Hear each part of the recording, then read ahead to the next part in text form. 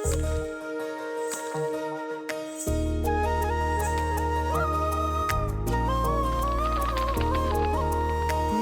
नूर सा कोई मेरे नैनों में जागे, दूर दूर सा कोई पास जाऊं तो लागे।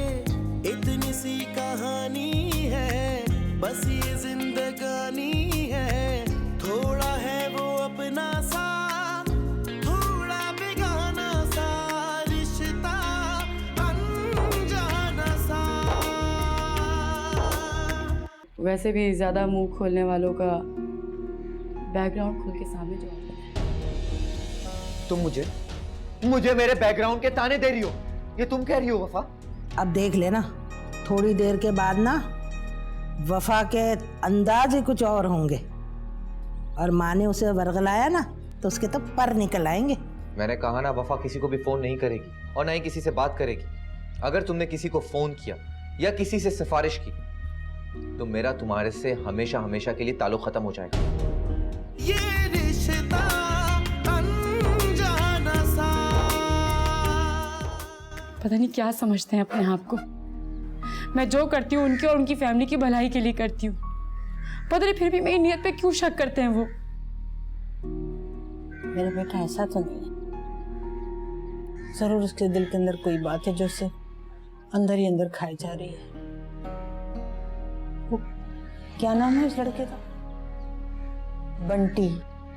कहीं बंटी की वजह से तो रहमत तुमसे बदगुमान नहीं है? दादो वो जानते हैं कि मेरा और उसके दरमियान कुछ भी नहीं है, कोई ताल्लुक नहीं मेरा उससे। पता नहीं फिर भी क्यों वो इतने इनसिक्योर रहते हैं। ऐसी क्या बात है? तुमने कभी जानने की कोशिश की, पूछने की कोशिश की? मैं जानती हूँ दादू उनको क्या प्रॉब्लम है। रहमत सिर्फ कॉम्प्लेक्स में रहते हैं।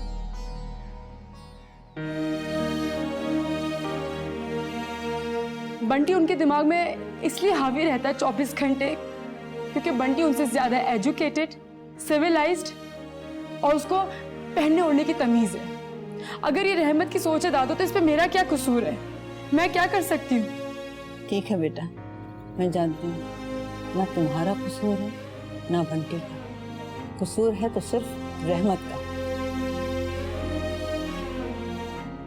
और वो इसलिए कि उसने जमीन पे रहते हुए चांद को हासिल करने की तमन्ना की,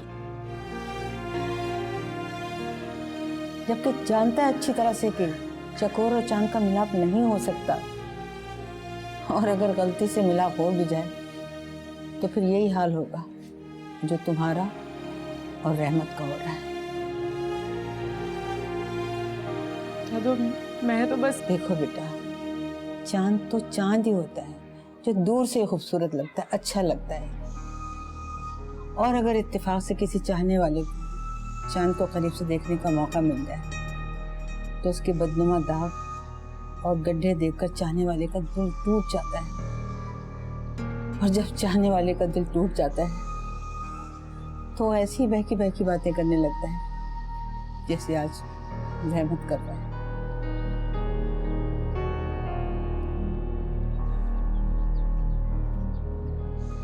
चट मंगनी पट ब्याह, फिर मैं ब्याह के डिफेंस चली जाऊंगी और तुम और अम्मी मुझसे मिलने डिफेंस आना।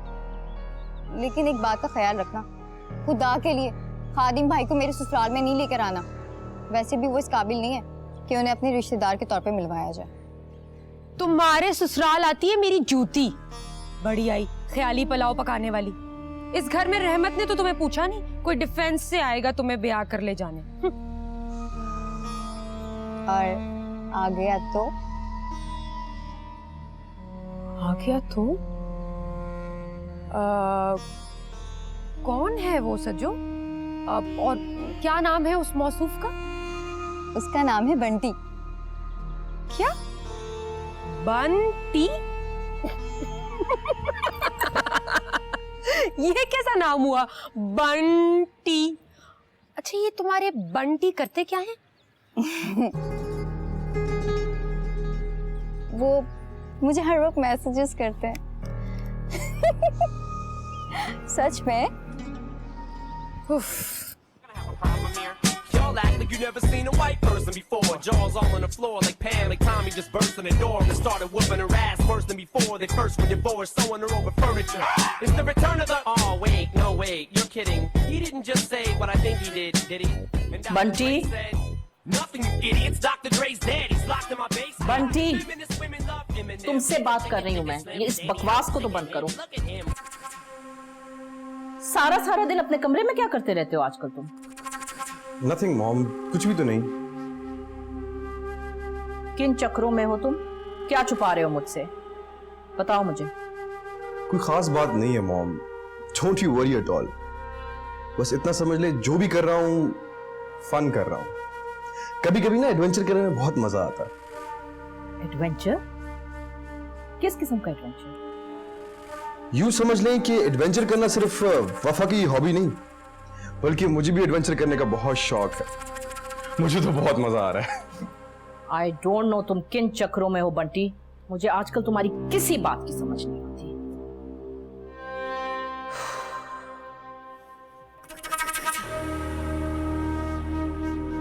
एक तो ना ये एंजॉय करने भी नहीं देती है। him walking around grabbing his you know what, flipping the you know who. कैसे Yeah, हो but so cute, सज्जला though. Yeah, I जी? probably got a couple of screws up in my head loose, but no worse than.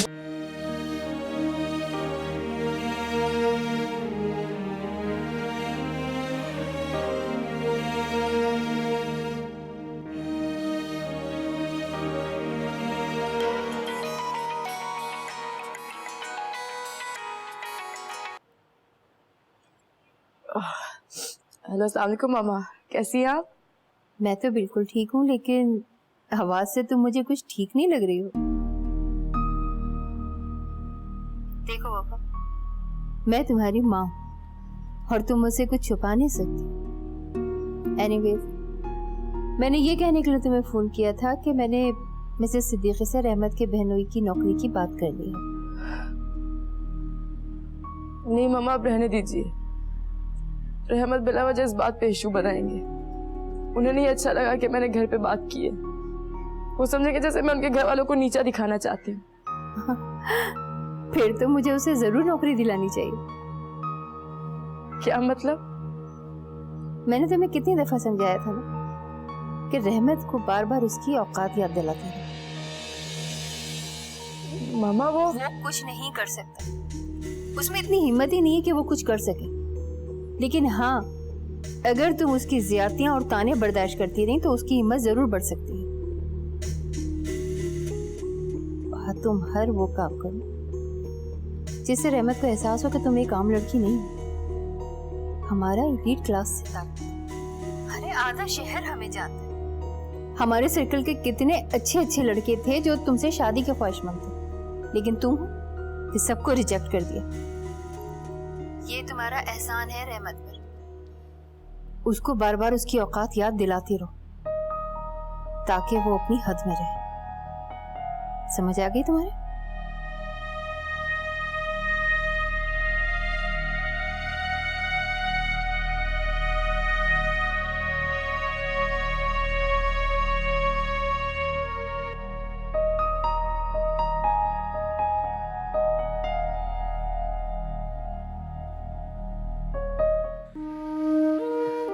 बेटा, बहू से नाराजगी चल रही है क्या? नाराजगी तो दोनों से होती है दादा। वफा पहले जैसी वफा नहीं रही, बहुत अजनबी और पराई सी लगने लगती है मुझे। किसका कसूर है बताओ। दादो, मैं कब तक उसकी गलतियों को नादानी समझकर नजरअंदाज करता रहूं?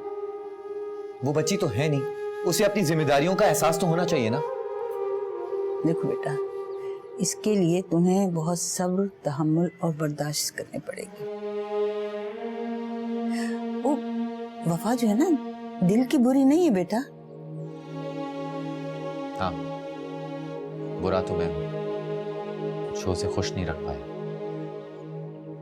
कई बार उसने घर छोड़ने की और रिश्ता तोड़ने की कोशिश की है। मैं सब कुछ भूल कर फिर से उसकी जानिब हाथ बढ़ाता हूं। उसे मेरे जज्बात और कुर्बानियों की कदर ही नहीं है। अब उसे ऐसा लग रहा है कि हमारी शादी एक गलती थी, अब मैं उसे जाहिल भी लगने लगा हूं।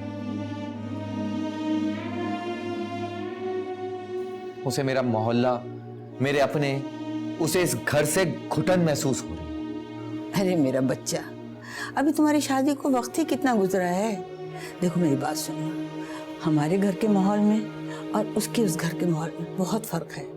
इसके लिए तुम्हें सब्र, तहम्मुल और बर्दाश्त से काम लेना होगा बेटा। मैं हर मामले में बर्दाश्त से काम ले सकता हूं, लेकिन जब भी वो बंटी और मेरा मुकाबला कराती है ना, ये मुझसे बिल्कुल बर्दाश्त नहीं। बंटी बेटा, वही जो उस दिन मुझे पूछने आया था, वही बंटी है। आदो, मैं क्या करूं? मैं बहुत परेशान हूं। सब ठीक हो जाएगा, परेशान।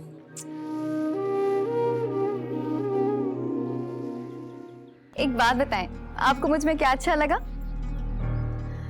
मैंने सुना है जिस माहौल में आप रहते हैं वहाँ लड़की और लड़के की दोस्ती को बुरा नहीं समझा जाता। भला वो भी कोई औरतें हैं? उनकी तरफ तो देखने का दिल ही नहीं चाहता। प्यार मोहब्बत तो बहुत दूर की बात है।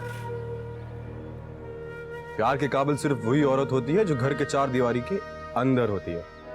पता है आपको, मैंने ना मैट्रिक भी घर बैठ के किया है और बाहर भी उसी वक्त जाते हैं जब कोई अशद जरूरत हो, और गैर मर्दों से तो बात तौबा तौबा। वो तो लग ही रहा है। जी क्या कहा आपने? I mean, आपकी सादगी और मासूमियत देख के मुझे अंदाजा हो गया था कि आप वही लड़की हैं जिसका मैं बरसों से इंतजार कर रहा था। सच्ची? क्यों, आपको मेरी बात पे यकीन नहीं आ रहा क्या? मुझे यकीन तब आएगा जब आप अपनी अम्मी को मेरे घर भेजेंगे। मामा को आपके घर? लेकिन क्यों? अब बनिए मत, सब पता है आपको, फिर भी अनजान बन रहे हैं। नो, सीरियसली मुझे कुछ समझ नहीं आ रही। आप अपनी मामा को मेरे घर रिश्ता लेने कब भेज रहे हैं? जी? What the hell is wrong with this girl?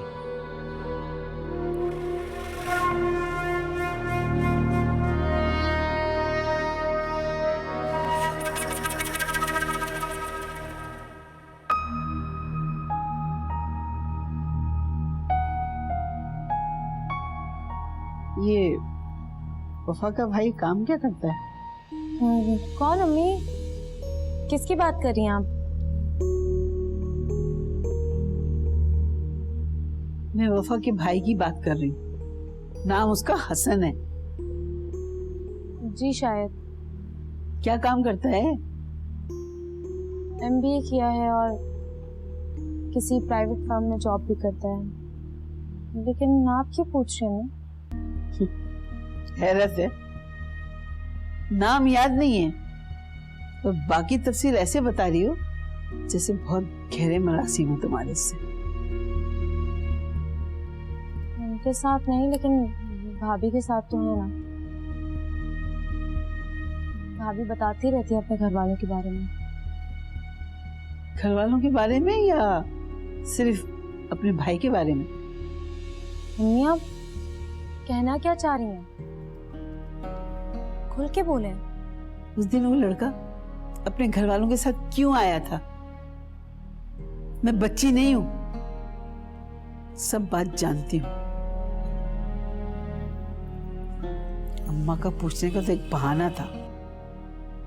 वो लड़का बहाने बहाने से यहाँ आ रहा है, किस लिए आ रहा है, किस मकसद के लिए आ रहा है, अच्छी तरह जानती हूं।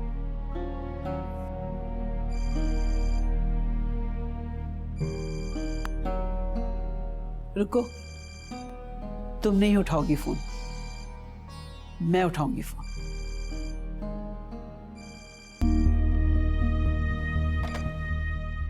हेलो हेलो, कौन? तुम बोलते क्यों नहीं? मैं अच्छी तरह जान गई हूं तुम कौन बोल रहे हो और तुम्हारा यहाँ बार बार फोन करने का मकसद क्या है।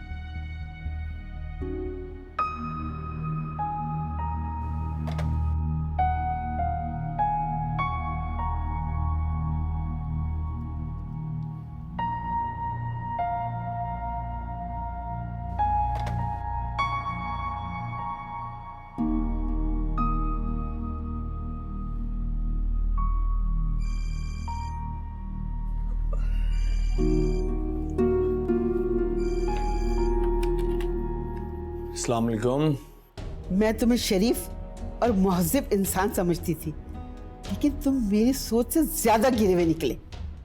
आप कौन है? तुम्हें इतना तो लिहाज होना चाहिए। जिस घर की इज्जत पे तुम डोरे डालने की कोशिश कर रहे हो, वो तुम्हारी बहन का ससुराल है। तुम लोगों के लिए खानदानी इज्जत और साथ कोई मायने नहीं रखती होगी, मगर हमारे यहाँ इज्जत की खातिर जानें लुटाई जाती हैं। बहुत दिन से मैं ये तमाशा देख रही हूँ, लेकिन मैं अपने घर की इज्जत से किसी को खेलने नहीं दूंगी। कान खोल के ये बात याद रखना, मेरे जीते जी तुम अपने मकसद में कभी कामयाब नहीं हो सकते। सुना तुमने? आंटी आप क्या कह रही हैं? किसका फोन है? अम्मी क्या हो गया आपको? खबरदार, बीच में बोली तो तुम्हें तो मैं बाद में देखती। अम्मी आप मेरी बात क्यों नहीं समझ रही हैं? हसन का इसमें कोई कसूर नहीं है, पहले मेरी बात तो सुन लें।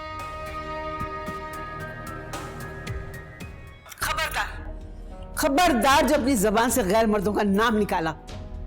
चंद किताबें तुमने क्या पढ़ ली, ये बेहयाई की सारी हदें पार कर ली। अपनी भाभी को देखा देखी तुम भी गैर मर्दों से दोस्ती करने लगी हो। प्लीज वो तो बंद कर दे। नहीं बंद करूंगी। मैं चाहती हूँ कि वो लोग भी सुने और उन्हें भी अंदाजा हो कि हम लोग कौन है और हमारे उसूल क्या हैं। और तुम बहुत अच्छी तरह जानती हो आप जैसे शरीफ और खानदानी लोगों को। अपनी बेटियां तो आपसे संभाली नहीं जाती और दूसरों पे कीचड़ उछालना खूब जानते हैं। आप जैसे मुनाफिक लोग ही होते हैं जो हकीकत में कुछ और दुनिया के सामने कुछ और होते हैं। अरे मेरी बेटी के किरदार पे कीचड़ उछालने से पहले इतना तो सोच लेती कि वो आपकी बहू भी है। आप लोगों को अपनी बहुओं की छोटी छोटी खामियां तो याद रहती हैं, लेकिन अपनी बेटियों में ऐब नजर नहीं आते, चाहे वो कितनी बद किरदार और आवारा ही क्यों ना हो।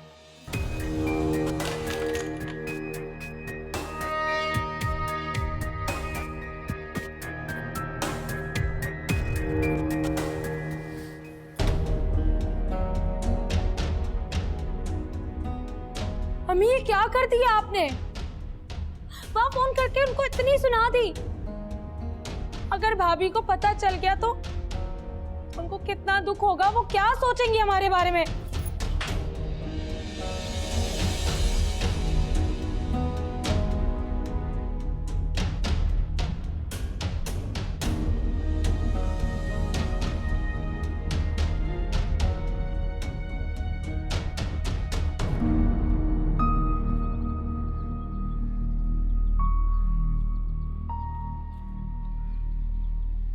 वो तुम्हारी माँ और बहन को इतनी बातें सुना रही थी और तुम खामोशी से सुन रहे थे। How dare she is? मैं अपनी इंसल्ट का बदला लिए बगैर नहीं बैठूंगी। हमाद, आप इसी वक्त बाकर भाई को फोन करें और रहमत को भी यहाँ बुलाएं। मैं बताऊंगी सबको कि हमारे साथ कितनी ज्यादती हुई है। क्या फायदा? क्या फायदा होगा इस फजूल बात का? अरे भाई तुम भी तो खरी खरी सुना चुकी है ना, है? तो खत्म करो इस फसाने को। अब आप इसे छोटी सी बात कह रहे हैं? उस औरत ने हमारे घर फोन करके हमारी इतनी तौहीन की है, मेरे बेटे पे इल्जाम लगाया है, वफा की किरदार कुशी किया और आप कहते हैं मैं खामोश हूं? हाँ, मैं यही कहता हूं कि खामोश रहो, इसलिए कि खामोशी ही में हाफियत है। बिला वजह एक दूसरे पर इल्जाम लगाने से ताल्लुकात पर असर पड़ेगा भाई। हमारी बेजा ढील और खामोशी से भी बुरा असर पड़ रहा है। इस बार हमाद मैं खामोश नहीं बैठूंगी, चाहे मेरे स्टैंड लेने पर वफा की अज़वाजी जिंदगी पर ही बुरा असर क्यों ना पड़े। मामा, पापा बिल्कुल ठीक कह रहे हैं, हमें इस बात को ही दबा देना चाहिए। ये तुम कह रहे हो? वो तुम्हारे ऊपर इतना बड़ा इल्जाम लगा रही थी और तुम मुझे ये बात कह रहे हो? मामा, मेरा और जैनब का आपस में कांटेक्ट, हम एक दूसरे को पसंद करते, फोन पे बात भी करते। What? जी मामा, शायद आंटी को इस बात का इल्म हो गया और इसीलिए उन्होंने इसके ऊपर इतना ओवर रिएक्ट किया।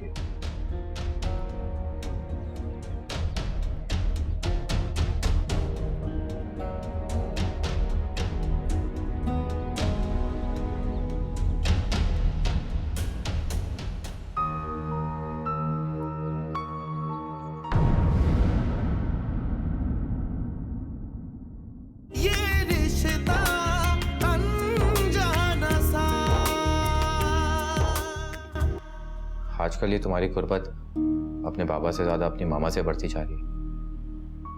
इस तब्दीली की वजह मालूम कर सकता हूँ? मुमानी कभी भी अपनी बेटी का हाथ उनके बेटे के हाथ में नहीं देंगे। एक ही हल है तुम्हारे मसले का। वो तुम्हारी बेटी है, तुम उसकी माँ हो। माँ से ज़्यादा औलाद के लिए कौन बेहतर समझ सकता है? जो तुम समझो वो करो। लेकिन पहले ज़ैनब की राय तो जान लें।